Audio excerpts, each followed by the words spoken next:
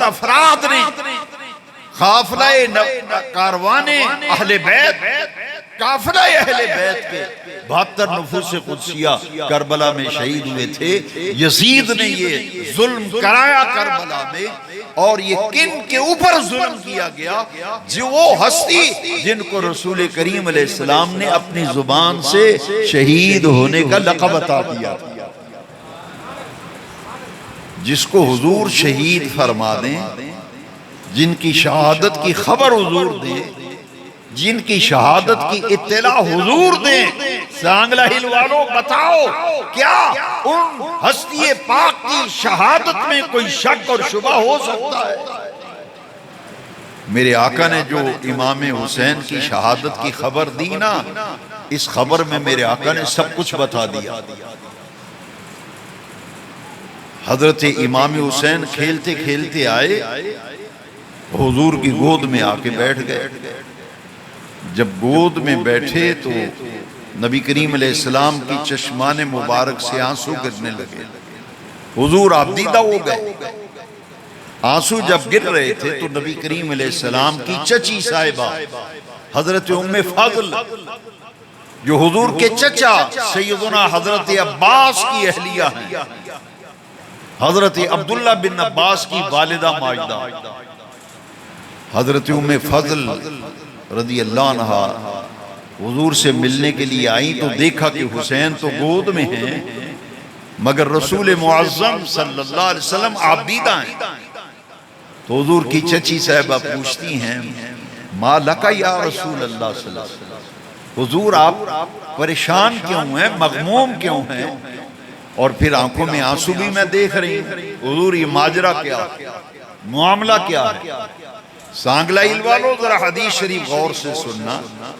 اس ہستی کے مقابلے میں لوگ یزید کو لے کے آ رہے ہیں، یزید کی طرف داری کر رہے ہیں، جن کی شہادت کی اطلاع بھی نبی نور و رحمت دے رہے ہیں، جن کی شہادت کی خبریں حضور دے رہے ہیں، اور بتا رہے ہیں دنیا والوں میرا حسین شہید کیا جائے گا، اس کی شہادت مبنی پر حق ہوگی، اور جو اس پر ظلم کرنے والے ہیں، شہید کرنے والے ہیں، وہ باطل۔ اس حدیث نے تو سب کچھ بتا دیا، اس حدیث نے سب کچھ بتا دیا۔ سرکار نے فرمایا، ام فضل اتانی جبرائیل۔ یہ حدیث شریف ذرا غور سے سنیں، بہت سے سوالات جو آپ کے ذہنوں میں پیدا ہوتے ہیں اور بہت سے سوال جو لوگ کرتے ہیں، ان سب کا جواب اس حدیث میں آ رہا ہے۔ نبی کریم علیہ السلام نے فرمایا، اتانی جبرائیل، چچی صاحبہ میرے پاس ابھی جبریل آئے ہیں، ابھی جبریل آئے ہیں۔ اتانی جبرائیل فأخبرنی ان امتی ستقتل ابنی ھذا۔ حضور نے فرمایا، چچی جان ابھی جبریل آئے ہیں اور مجھے اللہ کا پیغام دے کے گئے ہیں، میری امت میرے اس بیٹے کو شہید کر دے گی، میری امت میرے اس بیٹے کو شہید کر دے گی۔ یہ خبر دینے والا کون ہے؟ خبر لے کے آنے والا کون ہے؟ جبریل۔ اور یہ پیغام دیا کس نے ہے؟ عرش والے رب نے، عرش والے رب۔ میدان کربلا میں امام حسین کی شہادت کی خبر لے کر آنے والے جبریل ہیں، اور جبریل اپنی مرضی سے آتے ہیں یا اللہ کے حکم سے آتے ہیں؟ بتائیے، اللہ کے حکم سے آتے ہیں کہ نہیں؟ تو پھر سانگلہ ہل والوں کہنا پڑے گا، حسین انتخاب ہے رب ذوالجلال، حسین انتخاب ہے رب ذوالجلال کا۔ اللہ کریم نے دین کی بقا، سلامتی اور احیاء دین کے لیے جس شخصیت کا انتخاب کیا کون قربانی دے گا؟ انتخاب کس نے کیا؟ عرش والے رب نے کیا، انتخاب عرش والے رب نے کیا۔ لہذا کربلا میں امام علی مرتبت امام عرش مقام کی جو شہادت ہے، یہ انتخاب رب ذوالجلال کا، اسی لیے جبریل اللہ کا پیغام لے کے آئے، میری امت میرے اس بیٹے کو شہید کر دے۔ یہاں ایک بات میں پوری توجہ چاہتا ہوں آپ کو، مجھے احساس ہے شدت کی گرمی ہے، حبس ہے، لیکن میں چاہتا ہوں کہ یہ بات اچھی طرح سے ہم یہ سمجھ لیں۔ اگر ان باتوں میں ہم غور نہ کریں، شور ڈال کے میں چلا جاؤں، آپ کو پتہ ہی نہیں چلے کیا کہا ہے کیا نہیں۔ ادھر ادھر کی بات تو میں کرتا نہیں، جو لوگ مجھے سنتے رہتے ہیں، لیکن آپ پسند کرتے ہیں ادھر ادھر کی بات۔ سیدھی بات قرآن حدیث کی جائے تو وہ لوگ پسند ہی نہیں کرتے، ادھر ادھر کی باتیں کریں لوگ بڑے خوش ہوتے ہیں، نعرے لگاتے ہیں، لیکن میرا یہ طریقہ ہی نہیں۔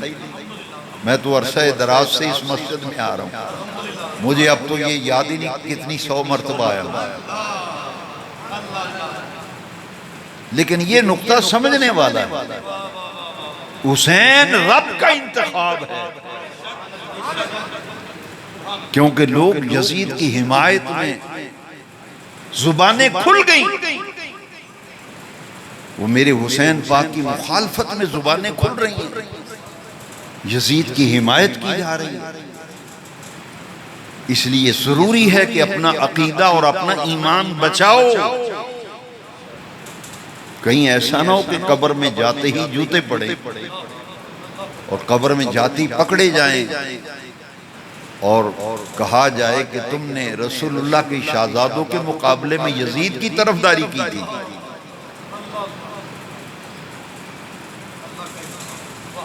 یہ رب کا انتخاب ہے، رب کا انتخاب۔ صرف جبریل خبر لے کے نہیں آئے، جبریل صرف خبر لے کے نہیں آئے، جبریل نے کہا یا رسول اللہ اگر فرمائیں تو جہاں حسین شہید ہوں گے اس میدان کی میں مٹی نہ لا کے دوں گا، اس میدان کی حضور اگر آپ پسند فرمائیں، آپ اجازت دیں، آپ چاہیں تو میں مقتل حسین کی خاک اٹھا کے نہ لے آؤں، میں مٹی لے کے آتا ہوں۔ حضور نے اجازت دی نا، تو جبریل جہاں میرے حسین پاک شہید ہوئے نا، میدان کربلا، جس جگہ پہ حسین پاک نے شہید ہونا تھا، شہادت سے قبل جبریل امین مقتل حسین کی مٹی خاک کربلا، اور مٹی سرخ رنگ کی تھی، وہ لا کر کے سرکار کو پیش کر، مٹی حضور کو دی اور کہا یا رسول اللہ یہ اس میدان کی مٹی ہے، یہ اس جگہ کی مٹی اور خاک ہے جہاں آپ کا بیٹا حسین شہید کیا جائے گا، میں نے وہاں کی مٹی اٹھا کے آپ کی خدمت میں پیش کر دی، شہادت کی خبر بھی دی اور کربلا کی مٹی اٹھا کے حضور کو پیش کی۔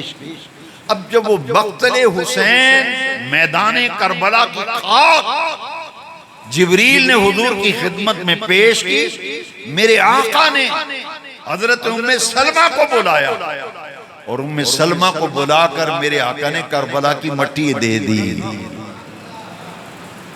مٹی کن کو دی؟ حضرت ام سلمہ ام المومنین، حضور کی زوجہ مکرمہ، حضور کی اہلیہ محترمہ۔ بھئی حضور کی ازواج مطہرات تو 11 ہیں، 11 ازواج مطہرات، لیکن حضور نے کربلا کی مٹی دی تو ام سلمہ کو دی۔ حضور جانتے تھے جب میدان کربلا سجے گا، میرا حسین شہید ہوگا، باقی تمام ازواج کا انتقال ہو چکا ہوگا، ام سلمہ اس وقت حیات ہو۔ اس لیے میرے آقا نے خاک کربلا ام سلمہ کو دی، اور مٹی دے کے میرے آقا نے فرمایا کیا، اے نوجوانان ملت اسلامیہ ذرا توجہ سے سننا، نبی نور و رحمت حضور خاتم النبیین آخر الانبیاء میرے آقا نے فرمایا، اے ام سلمہ یہ کربلا کی مٹی سنبھال کے رکھ لے، اذا تحولت هذه التربة دما فاعلمی ان ابنی الحسین قد قتل۔ اے ام سلمہ یہ مٹی سنبھال کے رکھ، یہ خاک کربلا محفوظ کر لے، جس دن یہ مٹی خون کے اندر تبدیل ہو جائے تو سمجھ لینا میرا بیٹا حسین شہید ہو گیا ہے۔ یہ مٹی حضور نے ام سلمہ کو رضی اللہ عنہ فرمایا جس دن یہ خون میں تبدیل ہو جائے سمجھ لینا حسین شہید ہو گئے۔ اور مٹی تو دی ام سلمہ کو، انہوں نے کیا کیا، نوجوانوں، بزرگوں، عزیز بچوں ذرا غور فرماؤ، وہ مٹی حضرت ام سلمہ نے ایک بڑی اچھی سی شیشی لی، اس میں کربلا کی مٹی ڈالی، وہ خاک کربلا ایک شیشی میں ڈال لی، ڈھکن کو مضبوطی سے بند کر دیا، اوپر غلاف چڑھا دیا۔ پرانے زمانے کی مائیاں جب سرما بناتی تھی نا تو شیشی میں ڈال کے ایک کپڑے کی پوٹلی بنا کر اس میں سرمے کو محفوظ کر دیا۔ میں نے کتابوں میں پڑھا ہے کہ خاک کربلا شیشی میں ڈال کر ایک کپڑے کی گتھلی بنائی اور اس میں محفوظ کر دیا، وہ مٹی سنبھال لی۔ جب 61 ہجری کو امام علی وقار سخی حسین لجپال سید الشہداء کربلا نواسہ سید الابرار جگر گوشائے بطول راقب دوش مصطفیٰ شہزادہ گلگو کلا سیدنا امام حسین رضی اللہ عنہ کربلا میں شہید ہوئے نا، جب شہید ہوئے تو اسی لمحے مدینہ منورہ میں ام سلمہ نے خواب دیکھا، کربلا میں شہادت ہو گئی، 72 نفوس قدسیہ شہید ہوئے، سب سے آخر میں امام علی مقام شہید ہوئے۔ ادھر شہادت کربلا میں ہوئی، ادھر مدینہ منورہ میں ام سلمہ دوپہر کے وقت خواب دیکھتی۔ جب شہادت ہوئی تو جمعے کا دن تھا، 10 محرم 61 ہجری دن جمعے کا ظہر کا وقت تھا، جمعے کی اذانیں ہو رہی تھی، جمعے کے خطبے ہو رہے تھے، جمعے کی جماعتیں کھڑی تھی۔ این اسی لمحے اسی وقت میرے امام علی مقام کو سجدے کی حالت میں اور رکوع کی حالت میں، سجدے کی حالت میں میرے امام ہیں، نماز ادا کی، نماز کی کیفیت، نماز کی حالت، رکوع میں میرے امام گئے، پھر سجدے میں گئے، اور این سجدے کے دوران میرے امام علی مقام کی گردن کاٹ کر شہید کیا گیا۔ این اسی لمحے ادھر کربلا میں حسین پاک جام شہادت نوش کرتے ہیں، اسی لمحے حضرت ام سلمہ خواب دیکھتی ہیں، اور خواب کیا دیکھا؟ جامع یہ مسلم شریف میں اور مشکاۃ شریف میں باب و مناقب اہل بیت میں یہ حدیث شریف موجود ہے۔ ام سلمہ نے خواب دیکھا کہ نبی کریم علیہ السلام کی خواب میں زیارت ہوئی، دوپہر کا وقت تھا، ظہر کا وقت، خواب دیکھتی ہیں کہ نبی کریم علیہ السلام کی زیارت ہوئی۔ رأیت النبی صلی اللہ علیہ وسلم فی المنام ذات یوم نصف النہار علی رأسہ ولحیتہ التراب۔ فرماتی ہیں میں نے خواب میں نبی کریم کی زیارت کی اور آپ کے سر اقدس پر گیس ہوئے مبارک گرد آلود ہیں، گرد و غبار پڑا ہوا ہے حضور کے سر کے بالوں پر، داڑھی مبارک گرد آلود ہے، گرد و غبار حضور کی داڑھی پہ پڑا ہوا ہے۔ اور آقا کے جسم اثر پر تھکاوٹ کے آثار ہیں، یوں لگتا ہے جیسے حضور لمبے سفر سے آئے، چہرہ مغموم ہے، اور حضور نے ہاتھ میں ایک شیشی پکڑی ہوئی ہے جس کے اندر میں نے خواب میں دیکھا اس میں خون ہے، خواب میں دیکھا شیشی میں خون ہے۔ حضور کی یہ حالت دیکھی نا، سر اقدس کے بالوں پر گرد و غبار، داڑھی مبارک میں گرد و غبار، لباس پر گرد و غبار، چہرے پہ تھکاوٹ کے آثار، چہرہ مغموم۔ تو خواب میں حضور سے پوچھتی ہیں یا رسول اللہ میں یہ کیا دیکھ رہی ہوں، آپ کا یہ کیا حال ہوا ہے؟ ما لکا یا رسول اللہ، حضور گیسوئے مبارک گردالو، ریش مبارک گردالو، لباس اقدس گردالو، ہاتھ میں خون کی شیشی، آقا خیر تو ہے؟ میں خواب میں، فرماتی ہیں جب اس حال میں دیکھا تو میں نے خواب میں حضور سے پوچھا حضور یہ کیا حال بنا ہوا ہے آپ کا، یہ ماجرا کیا ہے، معاملہ کیا ہے؟ تو نبی کریم علیہ السلام نے خواب میں کیا فرمایا؟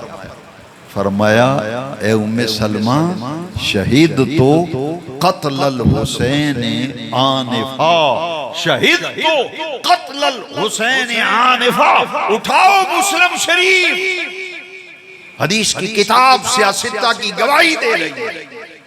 میرے نبی پاک نے فرمایا ام سلمہ میرا حسین شہید ہو گیا، میرا حسین شہید ہو گیا، میرا حسین شہید ہو گیا، میں حسین کے مقتل سے آ رہا ہوں، جہاں میرا حسین شہید ہوا ہے میں اس میدان سے آ رہا ہوں۔ تو آقا یہ ہاتھ میں شیشی کیسی ہے؟ میرے آقا نے فرمایا دم الحسین و اصحابہ، فرمایا اے ام سلمہ صبح سے لے کر اب تک 72 شہداء کے خون میں شیشی کے اندر جمع کرتا رہا،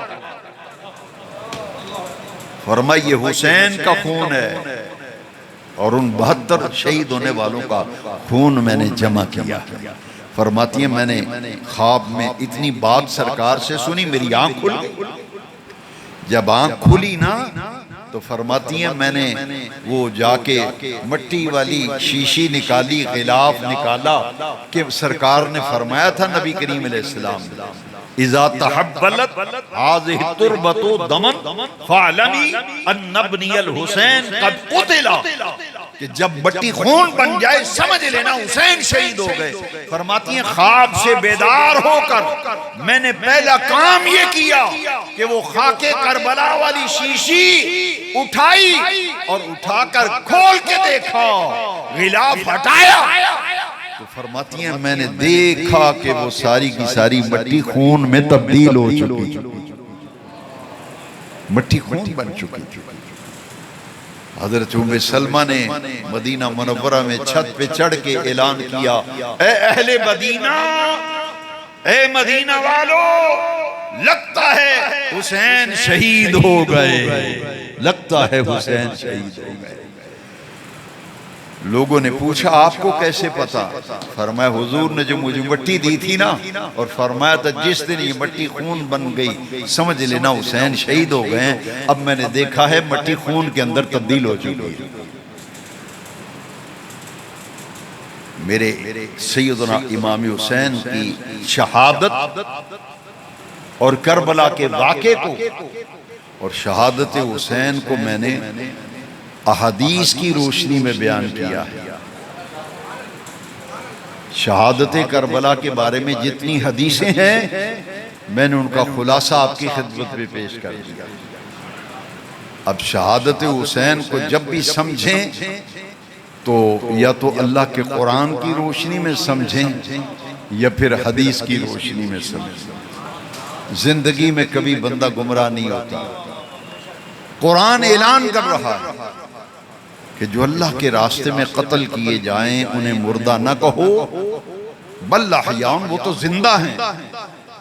شہید زندہ ہوتا ہے کیونکہ سورہ بقرہ میں بے نیاز رب قرآن میں فرما رہا ہے وَلَا تَقُولُوا لِمَنْ يُقْتَلُ فِي سَبِيلِ اللَّهِ أَمْوَاتٌ، جو اللہ کے راستے میں قتل کیے جائیں ان کو مردہ نہ کہو، بل احیاء، وہ زندہ ہیں، ولکن لا تشعرون، لیکن تمہیں تو ان کی زندگی کا شعور نہیں ہے۔ سورہ بقرہ میں شہید کو مردہ کہنے سے روکا، منع کیا، اور قرآن مجید کی دوسرے مقام پر سورہ الانفال میں دوسرے مقام پر رب ذوالجلال نے فرمایا جو میرے راستے میں قتل کیے جائیں انہیں مردہ گمان بھی نہ کرو، انہیں مردہ خیال بھی نہ کرو۔ سورہ بقرہ میں مردہ کہنے سے روکا، مردہ مت کہو جو اللہ کے راستے میں قتل ہو جائیں، مارے جائیں۔ اور سورہ الانفال میں فرمایا جو اللہ کے راستے میں قتل ہو جائیں انہیں مردہ سوچو بھی نہ، گمان نہ کرو، خیال نہ کرو، تصور نہ کرو، بل احیاء، شہید تو زندہ ہے، عند ربہم یرزقون، شہید تو اپنے رب کے پاس رزق حاصل کر رہا ہے۔ اس آیت میں اللہ کے راستے میں شہید ہونے والے، قتل ہونے والے، قرآن میں انہیں قتیل فی سبیل اللہ کہا گیا ہے۔ کیا کہا گیا ہے؟ قتیل فی سبیل اللہ۔ قتیل فی سبیل اللہ کا معنی ہے اللہ کے راستے میں جو قتل ہو جائے، گردن کٹ جائے، شہید ہو جائے، اسے کہتے ہیں قرآن کی اصطلاح میں قتیل فی سبیل اللہ۔ تو اس کے لیے شہید کا لفظ کیوں بولتے ہیں؟ قرآن میں تو اس کے لیے قتل کا لفظ ہے، اللہ کے راستے میں جو قتل ہو جائے انہیں مردہ نہ کو، وہ زندہ ہے۔ سانگلہ ہل والوں غور سے سنا، انہیں شہید کیوں کہتے ہیں؟ یہ میرے نبی پاک نے بتایا کہ جو اللہ کے راستے میں قتل ہو جائے اسے شہید کہتے ہیں، اسے، یہ بخاری شریف کی حدیث ہے، یہ باتیں یاد کیا کرو، سیکھا کرو۔ قرآن میں اس کے لیے قتیل کا لفظ ہے، قتیل فی سبیل اللہ، یعنی من یقتل فی سبیل اللہ اموات، جو اللہ کے راستے میں قتل ہو جائے۔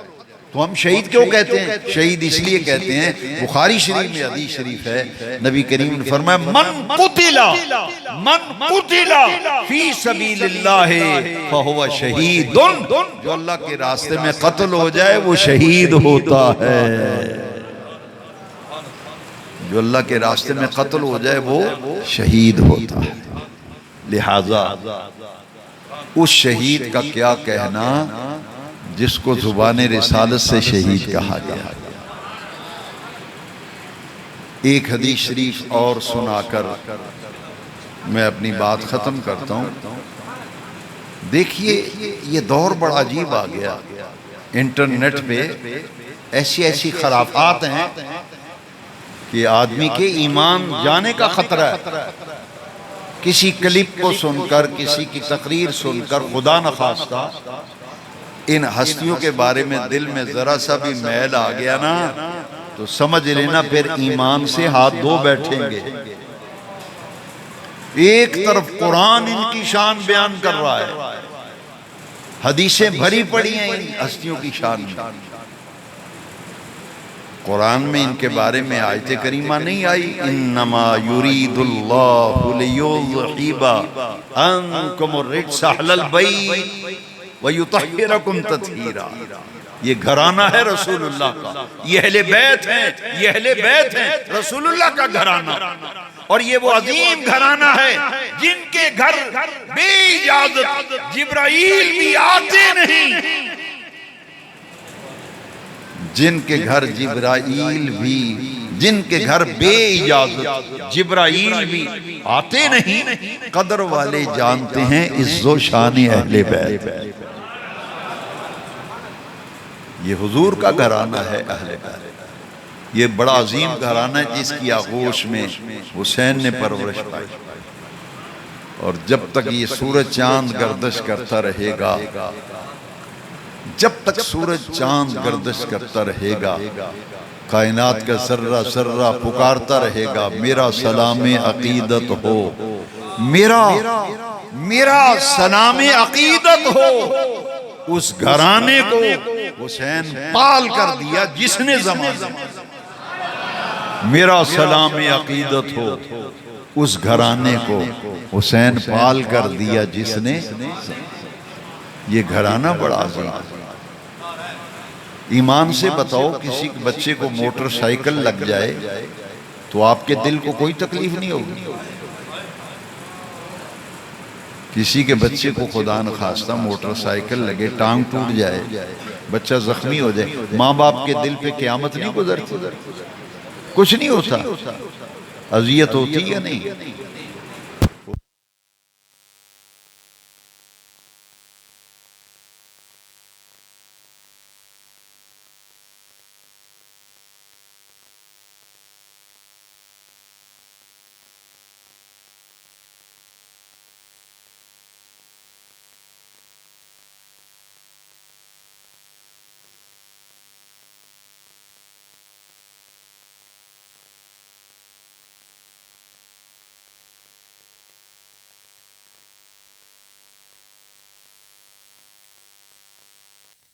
سانگلہ الوالو، یہ قرآن کی آیت ہے، ان الذین یؤذون اللہ ورسولہ، ان الذین یؤذون اللہ ورسولہ لعنہم اللہ فی الدنیا والآخرہ۔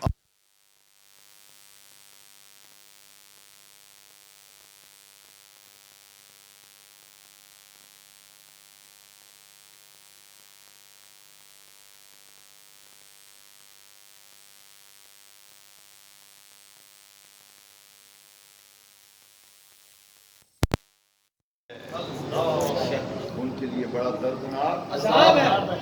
اللہ تعالیٰ اہل بیت اطہار کی بارگاہ میں ہماری حاضری قبول فرمائے، اور ہمارے محترم جناب منظور حسین صاحب نے، ان کے اہل خانہ نے جس محبت پیار سے نبی پاک کے اہل بیت حسن پاک، حسین پاک، زہرا پاک، علی پاک کے ذکر کربلا کی یہ محفل سجائی، اللہ قبول فرما کر تمام اہل خانہ کو جزائے خیر عطا فرمائے۔ ان پاک ہستیوں کے ذکر کی برکت سے اللہ ان کے لیے آسانیاں فرما، رزق روزی میں، کاروبار میں، تمام معاملات میں نصرت و دستگیری فرما۔